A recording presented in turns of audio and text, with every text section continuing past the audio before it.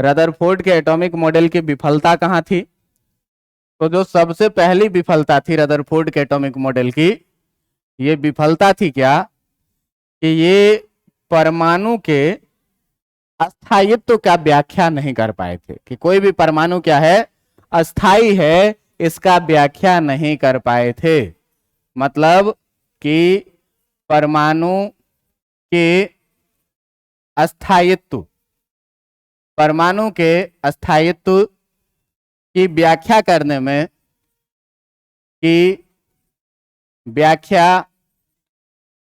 में, असफल रहे। असफल रहे थे कौन? रदरफोर्ड साहब। और इस असफलता में इन्होंने जो कहा था, ये क्या कहा था? इन्होंने कहा था क्या कि जो नाभिक है, उस नाभिक के चारों तरफ जो है तो इलेक्ट्रॉन किसी भी कक्षा में घूमती है। इसके पीछे का कारण इन्होंने क्या दिया था? अब कैमरा ऑफ हो गया, बार बार ऑफ हो रहा है क्या? अच्छा, चलिए।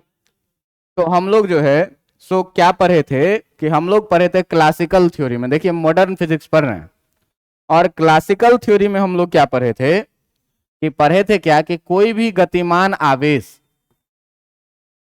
कोई भी त्वरित आवेश जो है, कोई भी जो त्वरित आवेश है, ये त्वरित आवेश क्या करता है कि ये रेडिएशन का, ये जो है सो रेडिएशन अपने से जो है तो तरंग उत्सर्जित करता है। क्या करता है? तरंग उत्सर्जित करता है। और तरंग उत्सर्जित करता है तो तरंग के बारे में आप जानते हैं कि तरंग जो है ये क्या है? ऊर्जा है। ऊर्जा क्या करेगा? उत्सर्जित करेगा। क्या कि कोई भी आवेशित कण को जब हम लोग त्वरित करेंगे तो ये क्या करेगा? ऊर्जा उत्सर्जित करता है। ये क्लासिकल थ्योरी कहती है, जो मोटी मोटी बात है। तो इसी क्लासिकल थ्योरी को सोचा रदरफोर्ड ने, कहा कि ये इलेक्ट्रॉन आवेशित कण है, और ये आवेशित कण जब त्वरित होगा इस चारों तरफ, तो त्वरित होगा तो ये क्या करेगा? ऊर्जा उत्सर्जित करेगा। और ऊर्जा उत्सर्जित करेगा, धीरे धीरे इसका ऊर्जा जैसे जैसे खत्म होता जाएगा, वैसे जैसे ये पॉजिटिव चार्जेस को अपने तरफ क्या करता जाएगा? खींचता जाएगा। और कुछ समय के बाद ऐसा होगा कि ये इलेक्ट्रॉन ऐसे त्वरित होते होते होते होते होते क्या होगा? इस नाभिक में आकर के गिर जाएगा, बम्बार्डमेंट होगा, और अस्तित्व क्या हो जाएगा? खत्म। इसमें रदरफोर्ड ने कहा था कि इस पूरे प्रोसेस में जो लगने वाला समय है, वो लगने वाला समय है कितना? 10⁻⁻8 सेकेंड में। देख लो कि कितना छोटा सा समय, ठीक ना? इतने छोटे से समय में ये इलेक्ट्रॉन क्या होगा? यहां पर गिर जाएगा। इसका कारण इन्होंने क्या बताया था कि कोई भी जो त्वरित आवेश है, ये क्या करता है? तरंग उत्सर्जित करता है। तो त्वरित आवेश इलेक्ट्रॉन है, और इलेक्ट्रॉन इसके पीछे घूम रहा है, त्वरण हो रहा है इसमें, और त्वरण होने के कारण इसकी ऊर्जा धीरे धीरे समाप्त होगी, तो ये क्या होगा? इसके नजदीक आएगा। ये रदरफोर्ड का कहना था। लेकिन वास्तव में ये मॉडर्न फिजिक्स है, एटॉमिक लेवल पर क्लासिकल फिजिक्स की हर एक चीजें जो है सो एप्लीकेबल नहीं होती है, जैसा कि आपने पीछे dual nature of matter and radiation में देखा है बहुत सारी बातों को। ठीक है, एक तो ये थी असफलता। दूसरी असफलता ये थी कि इन्होंने क्या किया था कि दूसरी जो असफलता थी इनकी, इन्होंने कहा था क्या कि जो रेडिएशन निकलेगा वो एक कंटिन्यूअस रेडिएशन होगा, लगातार रेडिएशन निकलता रहेगा, मतलब कोई निश्चित ऑर्बिट नहीं होगी, ठीक ना? लेकिन इन्होंने कहा था क्या कि इन्होंने सतत, सतत का मतलब कंटिन्यूअस, सतत तरंग उत्सर्जन, सतत तरंग उत्सर्जन की बात की थी। सतत तरंग उत्सर्जन की बात की थी। तो इस बात में था क्या? इन्होंने कहा था क्या कि जब यहां से इलेक्ट्रॉन निकलेगा तो इससे लगातार एनर्जी निकलेगी, और लगातार एनर्जी निकलेगी जिसके कारण ये क्या होगा? धीरे धीरे नजदीक आता जाएगा, और कहां जाएगा? न्यूक्लियस में। लेकिन वास्तविक बात थी क्या? इनके कहने का मतलब कि अगर मान लीजिए कि यहां पर कोई सा गैस मॉलिक्यूल है, और इस गैस मॉलिक्यूल को क्या किया जाए? इस गैस मॉलिक्यूल को क्या किया जाए? इसको हीट किया जाए। इसको क्या किया जाए? हीट किया जाए। तो जब किसी भी चीज को हम लोग हीट करेंगे तो उससे क्या होगा, एनर्जी मिलेगा हीट एनर्जी के रूप में, और एनर्जी निकलेगी भी। तो हीट किया गया इसको किस चीज के द्वारा, हीट किया गया इसको इलेक्ट्रिक करंट के द्वारा, और इलेक्ट्रिक करंट के द्वारा यहां से निकला बहुत सारा रेडिएशन, लेकिन हर एक रेडिएशन का तरंग दैर्घ्य अलग अलग तरंग दैर्घ्य था। बात समझ में आ रहा है। तो यहां से जो है सो हीट करने पर जो है सो विशेष तरंग दैर्घ्य के, विशेष तरंग दैर्घ्य के, विशेष तरंग दैर्घ्य के तरंग का उत्सर्जन हुआ। अब ये कैसा उत्सर्जन हुआ जिस बात पर हम लोग अभी चर्चा नहीं करेंगे, बस आप एग्जाम्पल के लिए मान लीजिए कि यहां से जो तरंग उत्सर्जन हुआ, मान लीजिए कि कोई सा दो तरंग का उत्सर्जन हुआ, एक ऑरेंज और एक मान लीजिए क्या रेड। बात समझ में आ रहा है, एक ऑरेंज और एक क्या रेड। लेकिन इनके अनुसार क्या कहा गया था, ये मैं अब इसको आगे से लिंक करता जा रहा हूं। ये रदरफोर्ड एक्सपेरिमेंट के बाद की बात थी कि इन्होंने क्या कहा था कि सतत उत्सर्जन होता है। इनके कहने का मतलब था कि ये पूरा का पूरा जो पैटर्न था, ये पूरा का पूरा पैटर्न में रेडिएशन भरा हुआ था, लेकिन दिखने वाला कलर केवल दो ही था, एक था ऑरेंज और एक था क्या रेड। लेकिन इसी एक्सपेरिमेंट में किसी ने क्या किया, किसी ने क्या किया कि इस तरंग पर एक व्हाइट लाइट डाला। इस तरंग पर किसी ने क्या किया कि जब इस हीटेड मॉलिक्यूल पर कोई व्हाइट लाइट डाल दिया, व्हाइट लाइट का मतलब कॉम्बिनेशन 7 कलरों का है ना, तो जब 7 कलरों का कॉम्बिनेशन देखा तो देखा क्या कि इस पट्टी पर जो यहां दिख रहा था ऑरेंज और रेड, ये ऑरेंज और रेड जो है सो डिसअपीयर हो गया, और डिसअपीयर हो गया, और बाकी का पोर्शन जो है सो ये वाला पोर्शन क्या हुआ, केवल दिखने लगा। मतलब जो वहां दिख रहा था यही यहां पर क्या हो गया, डिसअपीयर हो गया। मतलब कहीं ना कहीं डिसकंटिन्यूटी है, जो यहां है वो यहां नहीं है, जो यहां है वो यहां नहीं है। तो डिसकंटिन्यूटी है, इसका मतलब इसका तरंग दैर्घ्य कोई एक विशिष्ट तरंग दैर्घ्य है जो कि सतत तरंग दैर्घ्य नहीं है। बात समझ में आ रहा है। तो इसका मतलब जो यहां था वो अगर यहां से यहां तक पूरा तरंग दैर्घ्य है तो ये पूरा डिसअपीयर हो जाना चाहिए था, लेकिन जो यहां पर है वही डिसअपीयर हुआ, बाकी का सारा क्या था ही। तो अब इस बात से जो है सो इसमें था होना क्या चाहिए था, इसमें होना क्या चाहिए था कि जो इलेक्ट्रॉन होता है, जो इलेक्ट्रॉन होता है वो एकल स्पेक्ट्रम बनाता है। एकल स्पेक्ट्रम का मतलब कि किसी विशेष तरंग दैर्घ्य के विशेष रंग के रंगों का स्पेक्ट्रम बनाता है। बात समझ में आ रहा है। और इसी दो चीजों के कारण, फ्लॉप होने के कारण आता है क्या, बोर एटॉमिक मॉडल। बात समझ में आ रहा है। तो निल्स बोर कुछ नया नहीं किए थे, लेकिन उन्होंने रदरफोर्ड के एटॉमिक मॉडल में ही क्या किया, कुछ सुधार किया। वो समय था कब का, 1913 ईस्वी का। बात समझ में आ रही है।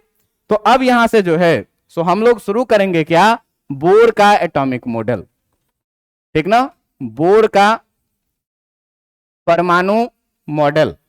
और इस बोर के परमाणु मॉडल में ये था क्या, तो ये था क्या, तो इसके बारे में आप देखिए, ये था क्या कि सन 1913 में, सन 1913 में निल्स बोर ने, सन 1913 में जो है तो निल्स बोर ने अपना एक परमाणु मॉडल प्रस्तुत किया, अपना एक परमाणु मॉडल प्रस्तुत किया।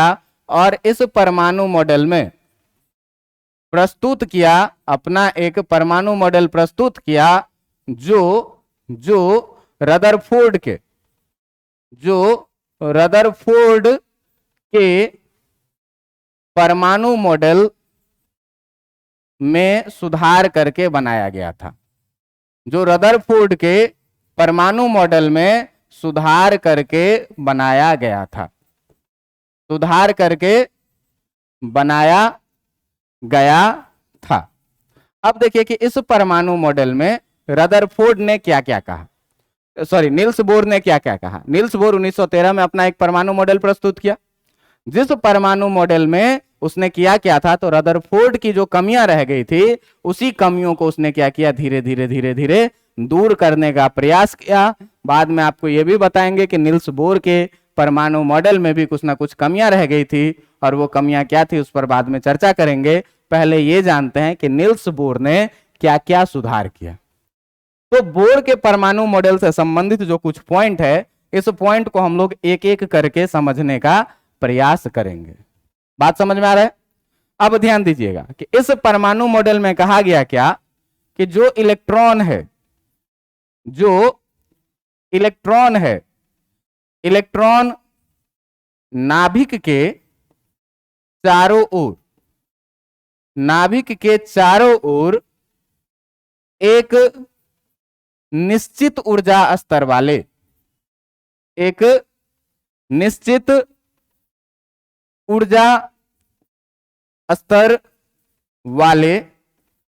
कक्षा में घूमता है,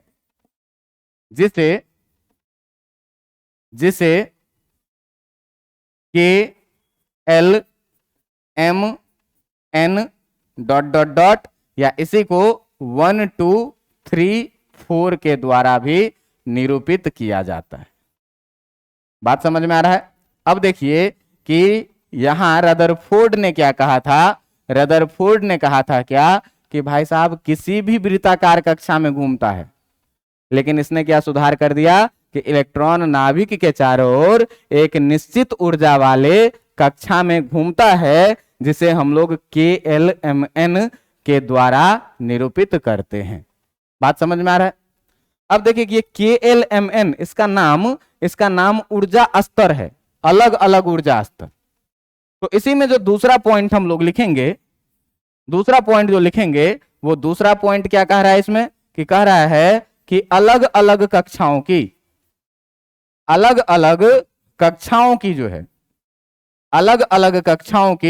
जो ऊर्जा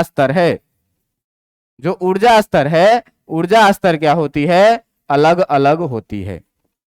अलग अलग कक्षाओं की ऊर्जा स्तर जो है वो कैसी होती है, अलग अलग होती है। जैसे अगर हम लोग बात करें किसी भी नाभिक के संरचना का, किसी भी परमाणु के संरचना का, तो आप लोग ये बात जानते हैं क्या कि परमाणु क्या होता है। तो परमाणु एक ऐसा संरचना है जिसके अंदर में बीच में क्या होगा, नाभिक होगा। इस नाभिक के चारों तरफ क्या होगा कि अलग अलग ऊर्जा स्तर की कक्षाएं होगी, अलग अलग ऊर्जा स्तर की क्या होगी, कक्षाएं होंगी। और इसी कक्षाओं का नाम जो है सो इसने क्या दिया था, पहले का K L फिर जो है M, इसी का नाम इसने क्या रखा था 1 2 3 भी, और आगे भी जाता जाएगा। इसमें इन्होंने क्या कहा कि अलग अलग कक्षाओं का जो है सो ऊर्जा स्तर क्या होगा, अलग अलग होगा। जैसे आप उदाहरण के लिए मान लीजिए कि कहता है क्या कि जो पहला कक्षा का जो ऊर्जा स्तर था ये 13.6 मेगा इलेक्ट्रॉन वोल्ट का, कितना 13.6 मेगा इलेक्ट्रॉन वोल्ट का। जो दूसरे कक्षा का इसने कहा क्या कि इसका जो ऊर्जा स्तर है 3.15 मेगा इलेक्ट्रॉन वोल्ट का। जो इसके बाद वाला है ये 1.51, 3 पॉइंट ये था 3.51 मेगा इलेक्ट्रॉन वोल्ट, 15 लिख दिया गलती से, 3.51 मेगा इलेक्ट्रॉन वोल्ट। इसके बाद इसने क्या कहा कि 1.5 मेगा इलेक्ट्रॉन वोल्ट का। मतलब हर कक्षा का जो है सो ऊर्जा स्तर क्या है, अलग अलग है। अब हर कक्षा का ऊर्जा स्तर अलग अलग है, तो तुम देखो कि ऊर्जा स्तर को मान लो क्या कि अपना अपना क्षमता। अगर मेरे पास क्षमता है कि मैं एक टाइम में 1000 रुपए का खाना खाऊं, तो मुझे एक टाइम में 25 रुपए वाला खाना अच्छा लगेगा क्या? अच्छा नहीं लगेगा। हम 1000 वाला एफर्ट करते हैं, हम 1000 वाला डेली खाएंगे, अगर 25 वाला खिलाओगे तो नहीं चाहेंगे। अगर कोई आदमी 25 रुपया वाला ही एफर्ट करता है तो वो 1000 वाला खाएगा क्या? नहीं खाएगा, क्योंकि उतना कैपेसिटी नहीं है। अब देखिए कि हर इलेक्ट्रॉन के कक्षाओं का जो है तो अपना अपना ऊर्जा स्तर है।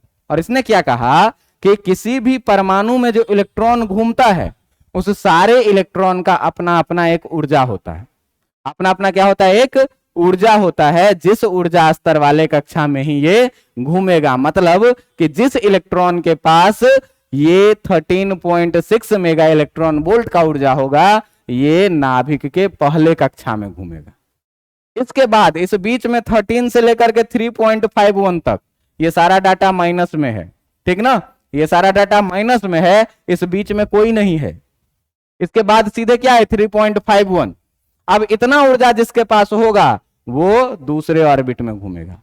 -1.5 का ऊर्जा जिसके पास होगा वो तीसरे ऑर्बिट में घूमेगा। इस तरह से आप देखिए कि बीच का बहुत सारा ऊर्जा स्तर गायब है, जिसको रदरफोर्ड नहीं एक्सप्लेन कर पाए थे। रदरफोर्ड क्या कहे कि एक कंटिन्यूअस ऊर्जा स्तर है, लगातार धीरे धीरे ऊर्जा स्तर घटता जाएगा, घटता जाएगा, घटता जाएगा, और लगातार क्या होगा, एक समय में जीरो होकर नाभिक में आके गिर जाएगा। लेकिन आप जरा सा सोचिए कि आप जानते हैं कि किसी भी चीज को बंधे रहने के लिए, बाउंडेड रहने के लिए नेगेटिव एनर्जी है। कोई भी चीज किसी से बंधा हुआ है, इसका मतलब नेगेटिव एनर्जी है। मान लो कि मैं तुमसे कर्ज ले लूं 5,000 का, और मैं जैसे ही कहीं सोचूंगा भागने का, तो तुम सोचोगे कहां जा रहे हो, तुम हमेशा नजर रखोगे हम पे, अपने से बांध के रखोगे। बात समझ में आ रहा है? क्यों? कि मैंने तुमसे लिया है, मैं नेगेटिव एनर्जी में हूं, इसीलिए अगर मुझे कर्ज लिया है मैंने, तो मुझे तुमसे बंध के रहना पड़ेगा। तुम दो बात भी बोलोगे तो सुनना पड़ेगा। बात समझ में आ रहा है कि नहीं? फ्री रहने के लिए मिनिमम कितना एनर्जी चाहिए? 0 एनर्जी चाहिए, और पॉजिटिव एनर्जी है तब तो फ्री ही है। तो ये कहा क्या कि जो इलेक्ट्रॉन है वो नाभिक के चारों ओर एक निश्चित ऊर्जा वाले कक्षा में क्या होता है, घूमता है, जिसे हम लोग KLMN के द्वारा या 1 2 3 4 के द्वारा दिखाते हैं। और अलग अलग कक्षाओं की ऊर्जा स्तर जो होती है वो क्या होती है, अलग अलग होती है, और अलग अलग इलेक्ट्रॉन अलग अलग ऊर्जा स्तर के कक्षाओं में घूमेगा। मतलब जिसके पास ज्यादा नेगेटिव एनर्जी है वो ज्यादा बंधा रहेगा। मान लो कि 2 आदमी तुमसे कर्ज लिया है, एक आदमी 50 रुपया लिया, एक आदमी 5,000 दिया है, तो तुम ज्यादा बाउंडेड किसको रखोगे अपने से? 5,000 वाले को। मतलब जिसके पास ज्यादा नेगेटिव एनर्जी है उसको न्यूक्लियस अपने तरफ ज्यादा फोर्स से खींच के रखेगा, अपने नजदीक में रखेगा। बात समझ में आ रहा है कि नहीं? दूसरे वाले को, इससे कम वाले को थोड़ा दूर, इससे कम वाले को थोड़ा दूर, और धीरे धीरे धीरे धीरे ये ऊर्जा स्तर क्या होगा, घटता जाएगा। बात समझ में आ रहा है? लेकिन कंटिन्यूअसली नहीं, कंटिन्यूअसली नहीं। क्या इस बीच में एक सर्टेन गैप है? बात समझ में आ रहा है? इसके बाद भी क्या है, एक गैप है, इसके बाद भी क्या है, एक गैप है। लगातार ये चीजें नहीं है। अब हमको मान लो कि इस -3.5 इलेक्ट्रॉन वाले को बाहर भेजना है, या इसको मान लो कि अंदर भेजना है। तो इसको अंदर भेजना है तो इसका ऊर्जा स्तर और कम करके -13.6 पे लाना पड़ेगा। तो इससे अगर हम ऊर्जा निकाल लें तो ये क्या होगा, इसके और पास चला जाए। पहले से इतना कर्ज में है, ये और कर्ज ले ले, करीब करीब 10 मेगा इलेक्ट्रॉन वोल्ट का लेगा तो जाएगा। 10 मेगा इलेक्ट्रॉन वोल्ट का और कर्ज ले ले तो ये क्या होगा, पहले ऑर्बिट में आ जाएगा। लेकिन मान लो कोई आदमी इसको जो है सो 1.5 इलेक्ट्रॉन वोल्ट का, 2 का कम से कम इसके पास कम है, 2 इलेक्ट्रॉन वोल्ट का ऊर्जा दे दे तो ये कम कर्ज में हो जाएगा, कहां चला जाएगा, बाहरी ऑर्बिट। तो तीसरा बात क्या कहता है कि कोई भी इलेक्ट्रॉन ऊर्जा स्थानांतरण के द्वारा, ऊर्जा स्थानांतरण का मतलब या तो वो ऊर्जा किसी से ले ले या तो ऊर्जा किसी को क्या करे, दे दे। सारा इलेक्ट्रॉन के पास जो ऊर्जा है वो कर्ज में डूबा हुआ ऊर्जा है। अब अगर इसको कोई -3.51 का एनर्जी दे दे तो इसके पास 0 एनर्जी हो जाएगी। अब 0 एनर्जी हो जाएगी तो चाहे तो अपना ऑर्बिट से क्या हो जाए, बाहर हो जाए। बात समझ में आ रहा है कि नहीं? लेकिन अगर कोई आदमी इससे और पैसा ले ले, ये और कर्ज में चला जाएगा, तो और न्यूक्लियस के करीबी ऑर्बिट में चला जाए। अगर कोई आदमी इसको 2 इलेक्ट्रॉन वोल्ट का ऊर्जा दे दे तो ये क्या होगा, बाहरी ऑर्बिट में चला जाए। मतलब कि ऊर्जा के स्थानांतरण द्वारा, स्थानांतरण या तो प्राप्त करेगा या तो किसी को दान करेगा, ऊर्जा के स्थानांतरण द्वारा कोई भी इलेक्ट्रॉन अपना कक्षा बदल सकता है।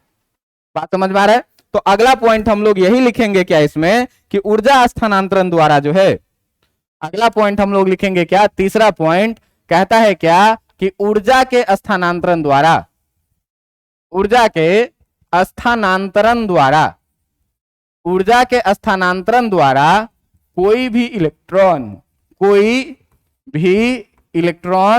अपना कक्षा बदल सकता है। कोई भी इलेक्ट्रॉन अपना कक्षा क्या हो सकता है, अपना कक्षा बदल सकता है, अपना कक्षा बदल सकता है। कैसे भाई? तो अगर मान लो कि किसी भी इलेक्ट्रॉन को हम एनर्जी देंगे, अगर इलेक्ट्रॉन प्लस एनर्जी देंगे, इसको पॉजिटिव एनर्जी देंगे, ठीक ना, तो अगर हम एनर्जी दिए इसका मतलब इसका कर्ज क्या होगा, धीरे धीरे कम होगा। तो धीरे धीरे कम होगा तो ये बाह्यतम कक्षाओं में जाएगा। बात समझ में आ रहा है कि नहीं? तो अगर हम इलेक्ट्रॉन को एनर्जी देते हैं तो ये किधर के तरफ जाता है, ये जाएगा किधर, बाह्यतम कक्षा की ओर। किधर जाएगा, बाह्यतम कक्षा की ओर जाएगा। बात समझ में आ रहा है कि नहीं?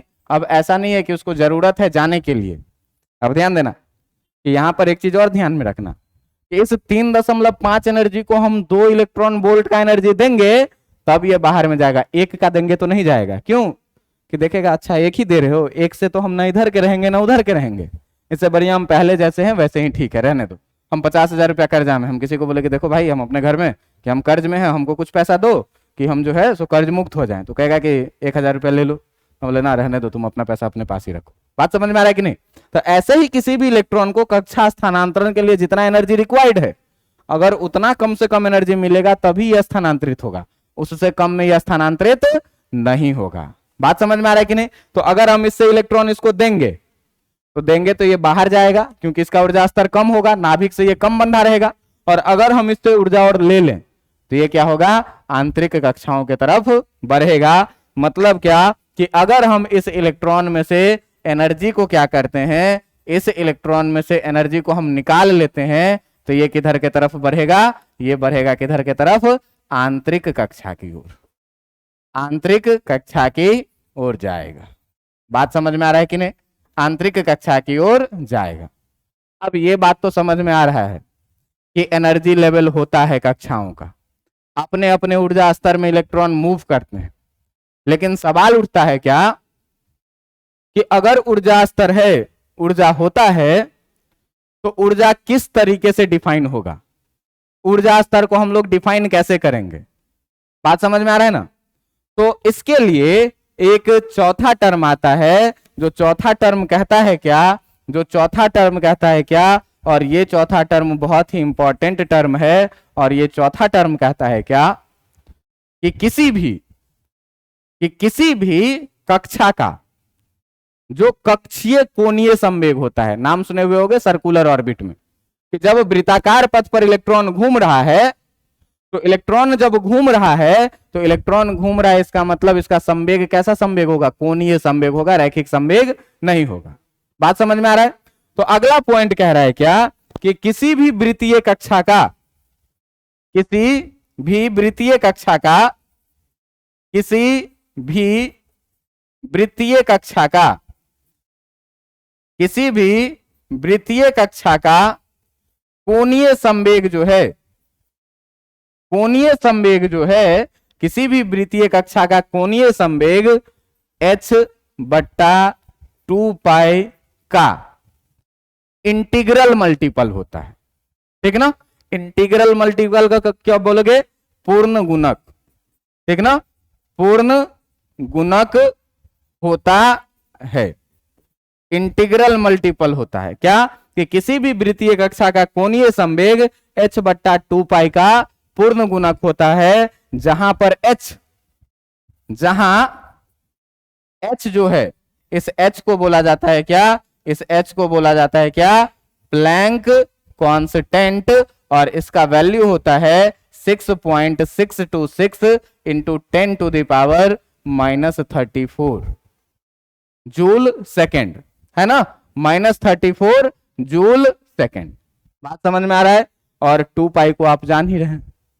तो इसने क्या कहा कि किसी भी वृत्तीय कक्षा का जो कोणीय संवेग होता है वो h/2π का पूर्ण गुणक होता है। पूर्ण गुणक को आप अगर समझ में नहीं आए तो आप यहां पर लिख लें क्या कि इंटीग्रल मल्टीपल। कैसा होता है? Integral multiple. मतलब अगर पहली कक्षा का बात करेंगे, कोणीय संवेग को हम लोग L से दिखाते हैं, अगर पहली कक्षा का बात करेंगे तो पहली कक्षा का जो कोणीय संवेग होगा h/2π, दूसरे का बात करेंगे तो 2h/2π, तीसरे का बात करेंगे तो 3h/2π। लेकिन अगर कोई कहे कि 3.5h/2π होता होगा तो कहेंगे नहीं। क्यों नहीं? क्योंकि भाई इंटीग्रल मल्टीपल, एक के बाद सीधे 2 में जाएगा, 2 के बाद सीधे 3 में जाएगा, 3 के बाद सीधे 4 में जाएगा, 4 के बाद सीधे 5 में जाएगा, 3.5 पौने 5 वाला कोई कहानी नहीं होगी। ये बहुत ही इंपॉर्टेंट लाइन है। अब देखिए कि आप जानते होइएगा कि किसी भी चीज का अगर संवेग का बात करें, कोणीय संवेग का, तो आपको याद होगा कि जब हम लोग कोणीय वेग पढ़ते थे या कोणीय विस्थापन पढ़ते थे तो रैखिक विस्थापन को लिखते थे s और बराबर लिखते थे कितना, r थीटा। याद है कि नहीं याद है? याद है कि अगर कोणीय में हम त्रिज्या से गुना करते थे तो रैखिक मिल जाता था। कोणीय वेग को हम लोग लिखते थे ओमेगा, और इसको कितना लिखते थे? बात समझ में आ रहा है कि नहीं? उल्टा लिख दिए, v = r ओमेगा। रैखिक वेग को लिखते थे v और ये कितना होता था आर इंटू कोणीय वेग।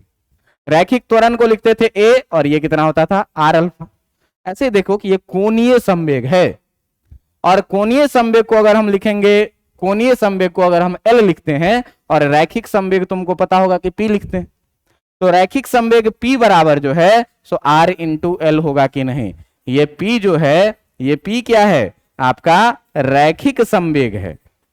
P क्या है रैखिक संवेग है और ये L जो है ये क्या है आपका कोणीय संवेग है। अगर कुछ नहीं समझते हैं तो इतना बात तो जरूर समझिए, रैखिक संवेग और कोणीय संवेग के बराबर।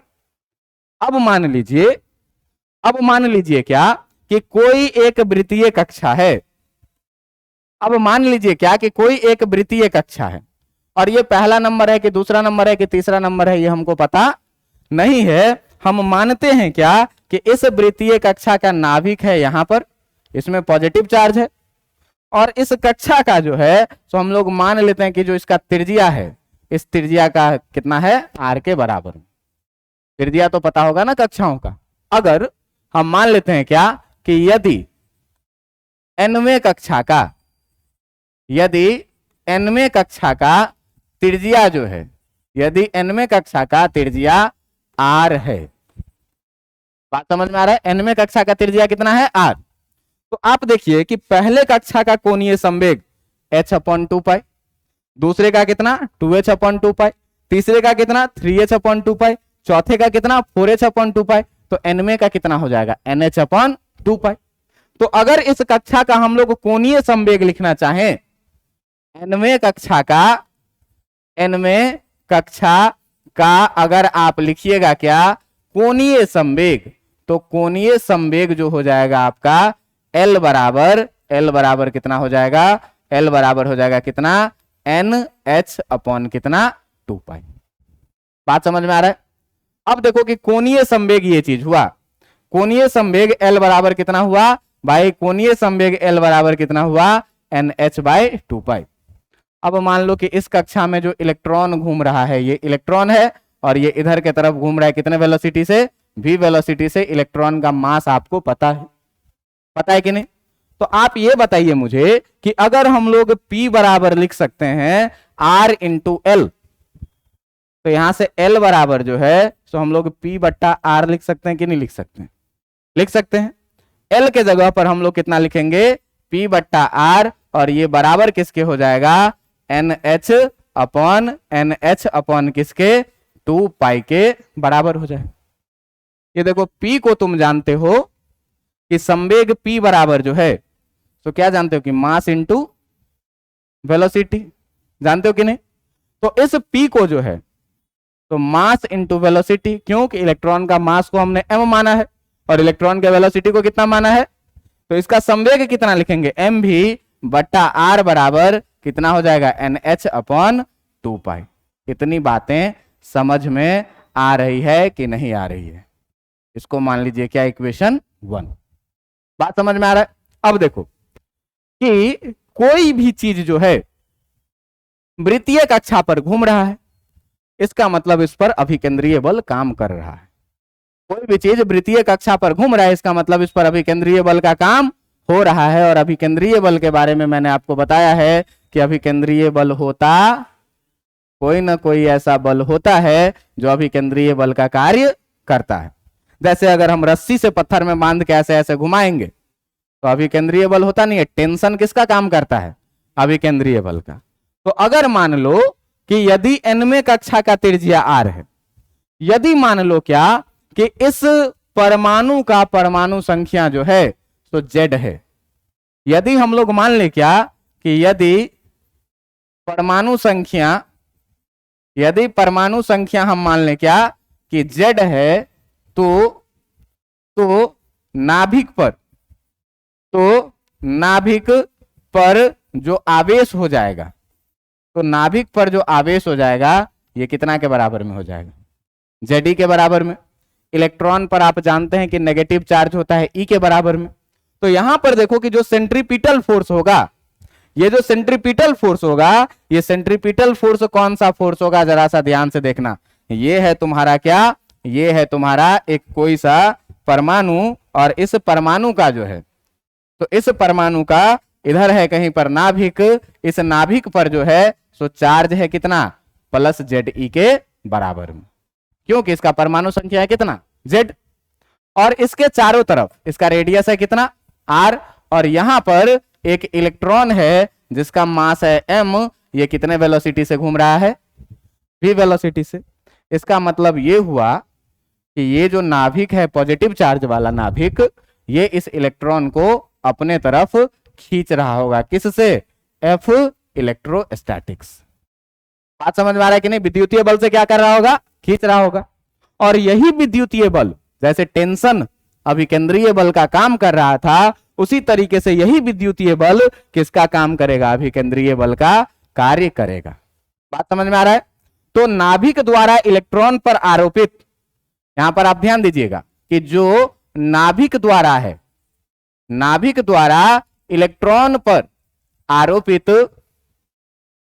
आरोपित जो विद्युतीय बल है, जो आपका विद्युतीय बल है, यही विद्युतीय बल किसका काम करेगा, यही विद्युतीय बल जो है किसका काम करेगा, अभिकेंद्रीय बल का कार्य करेगा, अभिकेंद्रीय बल का कार्य करेगा। और जब अभिकेंद्रीय बल का कार्य करेगा मेरे भाई, तो तुम सीधा सीधा देखो कि F सेंट्रीपिटल अभिकेंद्रीय बल बराबर किसके हो जाएगा, F इलेक्ट्रोस्टैटिक।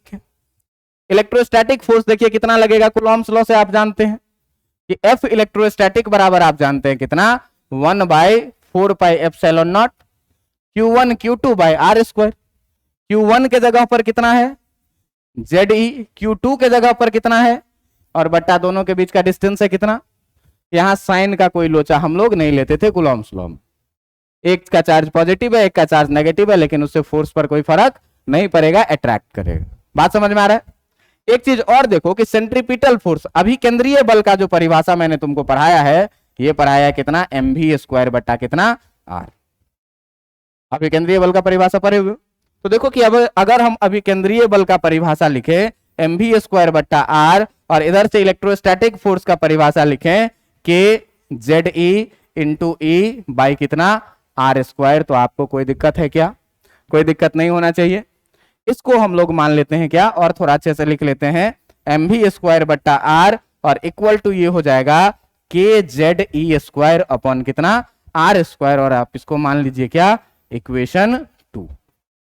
इसको मान लीजिए क्या, इक्वेशन 2। अब देखिए कि इस दोनों इक्वेशन में से एक पहला इक्वेशन है mv बट्टा r, और एक दूसरा इक्वेशन है क्या कि mv² बट्टा r KZe² बाय R²। इसमें से हम चाहते हैं कि v² को हटाएं, इसमें से हम क्या चाहते हैं कि v² को हटाएं। तो जब v² को हम लोग हटाएंगे, तो इसके लिए देखो यहां v² है, यहां v² है, और यहां पर केवल क्या है, v है। तो अगर हम इसको स्क्वायर कर दें और इससे डिवाइड कर दें तो v² कट जाएगा, है ना। तो हम क्या करते हैं कि इक्वेशन 1 को स्क्वायर करते हैं, फर्स्ट का स्क्वायर कर दिए और डिवाइडेड बाय क्या कर दिए, सेकंड। बात समझ में आ रहा है। तो अब देखो कि जब फर्स्ट का स्क्वायर करोगे तो m² v² बाय R², कितना मिल जाएगा, m² v² बट्टा कितना, R² equal to n² h² bye 2 का स्क्वायर और पाई का स्क्वायर। और इससे हमको भाग किससे करना है, इक्वेशन 2 से। तो इक्वेशन 2 में देखिए कितना है, mv² बट्टा r, mv² बट्टा r, और इक्वल टू इधर है कितना, KZe² बाय R², KZe² और बट्टा कितना, R²। लेफ्ट हैंड साइड को देखिए जरा सा, mv² m² v² bye R² into पलट के मल्टीप्लाई होगा, कितना लिखेंगे, r upon mv² equal to इधर n² h² और अपॉन 2 का स्क्वायर लिखिए 4, और पाई का स्क्वायर लिखिए π², और इनटू ये पलट जाएगा तो कितना हो जाएगा, R² अपॉन KZe²। इतनी बातें तो समझ में आ ही रही होगी। अगर इतनी बातें आपको समझ में आ रही है तो जरा सा देखिए यहाँ v² से, जरा सा देखिए कि यहाँ पर जो है सो v² से वी स्क्वायर कटेगा, एक एम से ये स्क्वायर कटेगा, एक आर से ये आर कटेगा, है कि नहीं?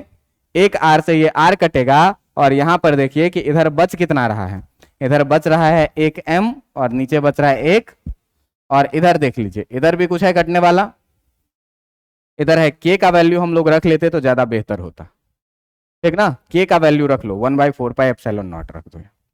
यहाँ क्या करो 1/4πε0 के का वैल्यू रख दो तो पाई भी क्या हो जाएगा, कैंसिल हो जाएगा, ठीक ना? यहाँ पर अब देखो कि पलटोगे तो 4πε0 आर स्क्वायर ऊपर जाएगा और जेड ई स्क्वायर कहाँ आ जाएगा, नीचे, ठीक है? अब देखिए अब यहाँ पर क्या होगा कि आप देखिए कि 4 से 4 गया, एक पाई से एक पाई गया, बात समझ में आ रहा है? अब देखिए कि बचा कितना, बचा कितना, N square H square R square upon, अच्छा एप्सिलॉन नॉट भी बचा है, एप्सिलॉन नॉट आर स्क्वायर, और नीचे कितना बच रहा है, पाई जेड ई स्क्वायर। बात समझ में आ रहा है? मास को इधर भेजो और इस पूरे को इधर ले आओ तो यहां से तुम देखो कि तुमको आर बराबर मास को इधर भेज दो और इस पूरे को इधर लेके आ जाओ, ठीक ना? या आर को इधर भेज दो, इस पूरे को इधर लेके आ जाओ, तो आर को इधर भेजोगे तो डिवाइड से जाएगा मल्टीप्लाई में, इक्वल टू इधर कितना बचा m, तो इधर हम लोग m को रख ही लिए, ये पूरा टर्म डिवाइड से आएगा तो मल्टीप्लाई में पाई जेड ई स्क्वायर और upon N square H square epsilon naught R square हो जाएगा। इस आर स्क्वायर को भी क्या करिए आप इसी साइड रहने दीजिए तो ये हो जाएगा कितना, आर क्यूब, ठीक है? ये आर स्क्वायर को भी ले आइएगा तो कितना हो जाएगा, आर क्यूब, और ये इतना टर्म जो है सो मल्टीप्लाई में है तो डिवाइड में आ जाएगा कितना, एन स्क्वायर एच स्क्वायर और एप्सिलॉन नॉट। अब देखो कि मास ऑफ इलेक्ट्रॉन हमको पता है, पाई का वैल्यू पता है, किस एटम का बात करें एटॉमिक नंबर पता है, ई का वैल्यू हमको पता है, एन का वैल्यू हमको पता है कि कौन से ऑर्बिट का, और एच का भी वैल्यू पता है, और एप्सिलॉन नॉट का भी वैल्यू पता है।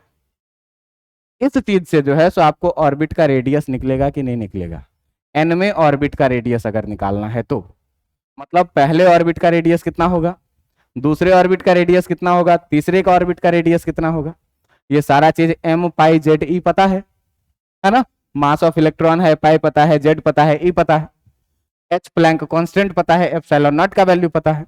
तो अगर पहले ऑर्बिट का रेडियस निकालना है तो एन का वैल्यू 1 रखेंगे, रेडियस 1 निकलेगा। दूसरे ऑर्बिट का अगर रेडियस निकालना है तो एन का वैल्यू 2 रखेंगे, दूसरे का रेडियस निकलेगा। अगर एन का वैल्यू 3 रखेंगे तो तीसरे का ऑर्बिट निकलेगा। यहां से जो है तो आप अगर पूरे कहानी को देखेंगे तो हर ऑर्बिट का रेडियस अलग अलग आपको मिलेगा। बात समझ में आ रहा है? हर ऑर्बिट का रेडियस अलग अलग मिलेगा, और अलग अलग मिलेगा तो यहाँ हम लोग नंबर ऑफ ऑर्बिट पुट करेंगे, यहाँ पर रेडियस हमको मिल जाएगा। बात समझ में आ रहा है कि नहीं? इसको एक बार जरा सा चेक कर लेते हैं कि कहीं कोई इसमें गड़बड़ी नहीं होना चाहिए। यहाँ आर है, यहाँ आर स्क्वायर है, ठीक है, M V by R N H by 2 pi, M V by R N H by 2 pi, यहाँ भी है M square V square by R square N square H square, ठीक है। यहाँ M V square by R 1/4πε0, ठीक है, ये ठीक है, N square H square 4 pi square, ठीक है, ये 4πε0 आर स्क्वायर, ठीक है ये चीज़, ठीक ना? देखिए इस आर को इधर ले गए, आर क्यूब हो गया, और इस पूरा को इधर ले आए तो M pi Z E square, और ये इतना जो बचा है N square H square epsilon naught multiply से ले आएगा हाँ डिवाइड में। तो अगर यहाँ हमको एनवें ऑर्बिट का हमको रेडियस निकालना होगा तो यहाँ से रेडियस निकल जाएगा कि नहीं निकल जाएगा? आज आपको जो रेडियस को रदरफोर्ड डिफाइन नहीं कर पाया था, फिक्स्ड ऑर्बिट के रेडियस को रदरफोर्ड डिफाइन नहीं कर पाया था, ये किसने किया? निल्स बोर ने किया। निल्स बोर ने कैसे किया? तो इस स्टेटमेंट के जरिए इन्होंने क्या कहा कि किसी भी वृत्तीय कक्षा का कोणीय संवेग h/2π का पूर्ण गुणक होता है। तो अगर हम एनमे का बात करेंगे तो एनमे का कोणीय संवेग कितना हो जाएगा? nh/2π। कोणीय संवेग हम लोग जानते हैं कि p/r होता है, p बराबर जानते हैं मास इंटू वेलोसिटी होता है, एक इक्वेशन। दूसरा चीज क्या हम लोग जाने कि अगर वृत्तीय कक्षा पर इलेक्ट्रॉन घूम रही है इसका मतलब अभिकेंद्रीय बल लग रहा होगा, और अभिकेंद्रीय बल होता नहीं है, कोई ना कोई दूसरा बल होता है जो अभिकेंद्रीय बल का कार्य करता है। तो यहाँ कौन सा बल है? Electrostatic force. इलेक्ट्रोस्टैटिक फोर्स कितना होता है? 1/4πε0 Q1 Q2 bye are square. Q1 के जगह Ze है और Q2 के जगह इलेक्ट्रॉन है। दोनों के बीच का डिस्टेंस कितना? आर के बराबर में। सेंट्रीपिटल फोर्स का फॉर्मूला 11th में पढ़े थे, mv²/r। दोनों का वैल्यू यहाँ पर पुट कर दिए तो एक दूसरा इक्वेशन मिला। अब यहाँ से v² को हटाना था, तो v² को हटाना था तो पहला का स्क्वायर करके दूसरे से क्या किए? डिवाइड कर दिए। डिवाइड कर दिए तो रेडियस में और नंबर ऑफ ऑर्बिट में एक रिलेशन मिल गया। मतलब जैसे जैसे हम यहाँ नंबर ऑफ ऑर्बिट का वैल्यू बदलते जाएंगे, यहाँ पर रेडियस का वैल्यू भी क्या होता जाएगा? बदलता जाएगा। मतलब कि हर ऑर्बिट का रेडियस अलग अलग होगा। हर ऑर्बिट का रेडियस क्या होगा? अलग अलग होगा। ये हेलिकल पाथ पे नहीं चलेगा। तो आज आपको रेडियस डिफाइन करना सिखा है। आपको क्या बोले हैं कि हर ऑर्बिट का अपना अपना एनर्जी लेवल होता है। तो ये एनर्जी लेवल कितने का होता है ये निकालना सिखाएंगे अगले दिन से। फिलहाल इतना रिलेशन आप पढ़ के आइएगा, इसको हम लोग और छोटा करेंगे। क्यों? कि देखो मास ऑफ इलेक्ट्रॉन हमको पता है 9.1 10⁻⁻13। पाई पता है। जेड रखेंगे क्योंकि जेड बदल सकता है, जो एटम बदलेंगे तो। ई का वैल्यू फिक्स है, एच का वैल्यू फिक्स है और एप्सिलॉन का वैल्यू फिक्स है। तो अगले दिन आपको हम बताएंगे कि इस m pi E epsilon not और एच का वैल्यू रख देते हैं तो एग्जैक्ट वैल्यू कितना आता है उसी को याद कर लेना है। बात समझ में आ रहा है? उसी को क्या करना है? याद कर लेना है। क्यों? कि बार बार इतना वैल्यू पुट के सॉल्व करोगे तो 2-3 दिन लग जाएगा सॉल्व करने। इसीलिए क्या करना है? इस वैल्यू को याद ही कर जाना है, बार बार यूज में आएगा। ठीक है, तो आज के लिए इतना काफी है। इतना आप लोग पढ़ के आइएगा, फिर अगले दिन मिलेंगे तो बोर एटॉमिक मॉडल को हम लोग आगे कंटिन्यू करेंगे।